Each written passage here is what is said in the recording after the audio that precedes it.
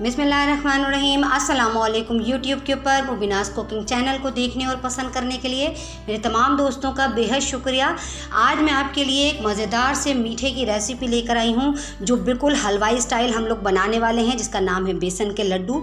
दोस्तों, मैं इसके अंदर बहुत सारी ट्रिक्स आपको बताने वाली हूँ जिससे आपकी रेसिपी बिल्कुल ज़बरदस्त सी बनेगी, कोई मिस्टेक नहीं होगी। तो वीडियो को बग़ैर स्किप किए लास्ट तक देखिएगा और अगर पसंद आ जाए तो लाइक कर दीजिएगा। चलिए इसके इंग्रेडिएंट्स नोट कर लेते हैं। मैंने 1 पाव बेसन ले लिया है और 1 कप चीनी ली है और ये 1 कप ही मैंने घी कर लिया है और चंद पिस्ते ले लिए हैं और 1 टीस्पून इलायची पाउडर। देखिए, इसके लिए मोटा बेसन यूज़ होता है, मैंने मोटा बेसन ले लिया है। आइए रेसिपी बनाना स्टार्ट करते हैं। सबसे पहले जो हम बेसन के लड्डू बनाते हैं, आपने हलवाई की दुकान में खाए होंगे, तो वो एकदम उसमें मोटी मोटी सी चीनी आती है मुंह में, तो वो चीनी जो बनती है उसको करारा कहते हैं।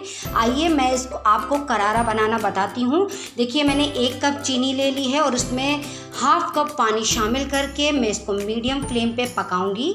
जब चीनी मेल्ट हो जाएगी तो इसके बाद ये हमको चीनी को मेल्ट करना है और दोबारा हमें शक्कर की फॉर्म में लेके आना है। तो वो इस तरह बनेगी जिस तरह मैं आपको बनाना बता रही हूँ। देखिए, जब शक्कर मेल्ट हो जाए हम इसको मुसलसल चमचा चलाते रहेंगे, बिल्कुल मीडियम फ्लेम पे बनाएंगे, हम इसको तेज़ फ्लेम पे नहीं बनाएंगे।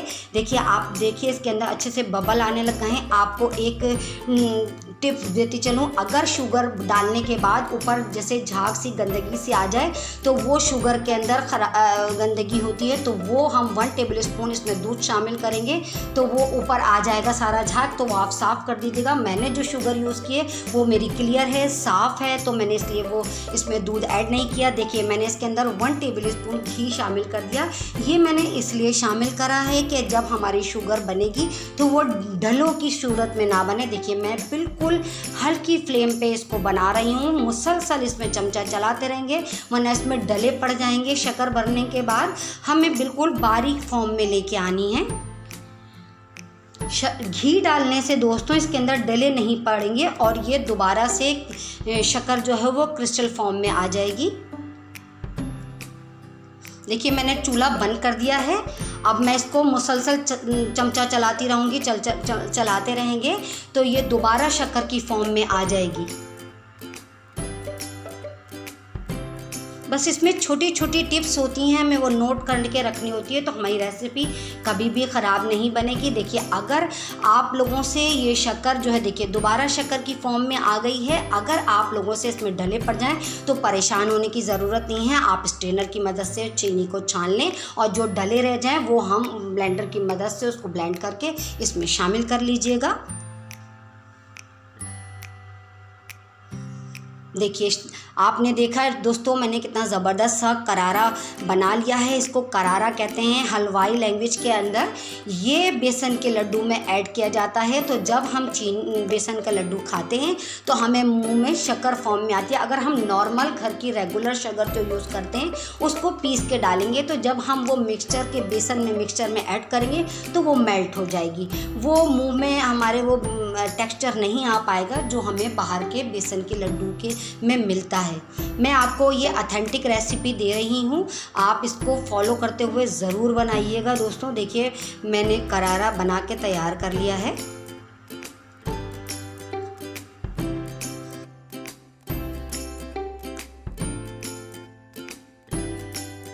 आइए दूसरा स्टेप स्टार्ट करते हैं। इसके लिए मैंने फ्राई पैन ले लिया है।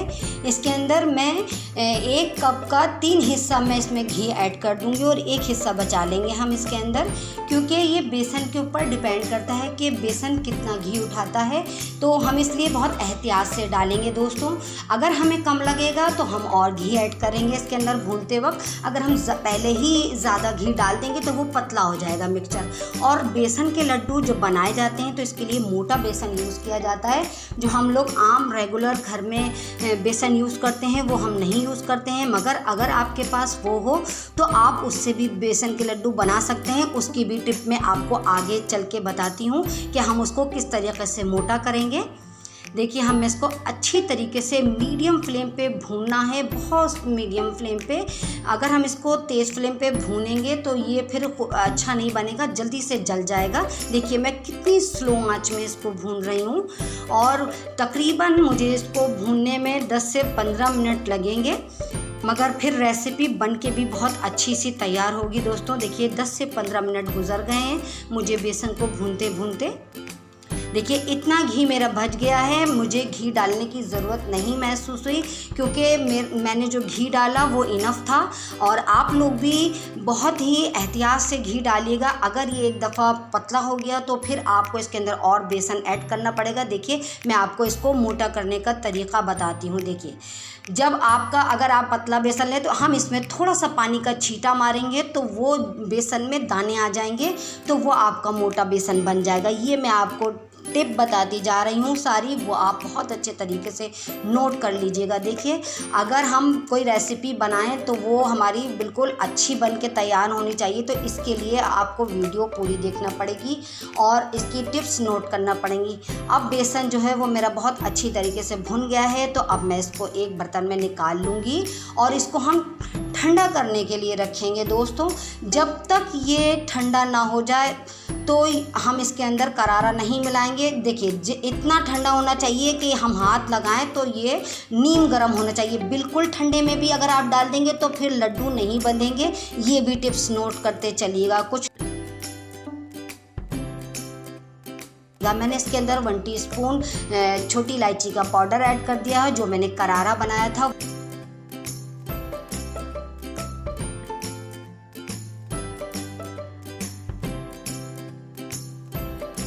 बेसन के लड्डू की रेसिपी बनके तैयार हो गई है। रेसिपी और टिप्स सारी पसंद आए तो मेरे चैनल को ज़रूर सब्सक्राइब करिए, बेल आइकन को दबाना हरगिज़ मत भूलिए ताकि हर आने वाली न्यू रेसिपी का नोटिफिकेशन सबसे पहले आप तक पहुंचे। और अगर आप लोग नए हैं तो जल्दी से आप भी सब्सक्राइब कर लीजिए। मुझे इंस्टाग्राम पे फॉलो करिए, फेसबुक पे फॉलो करिए। कमेंट सेक्शन में ज़रूर कमेंट्स करके बताइए कि आपको मेरी रेसिपी कैसी लगती है। Thanks for watching. अल्लाह हाफिज़।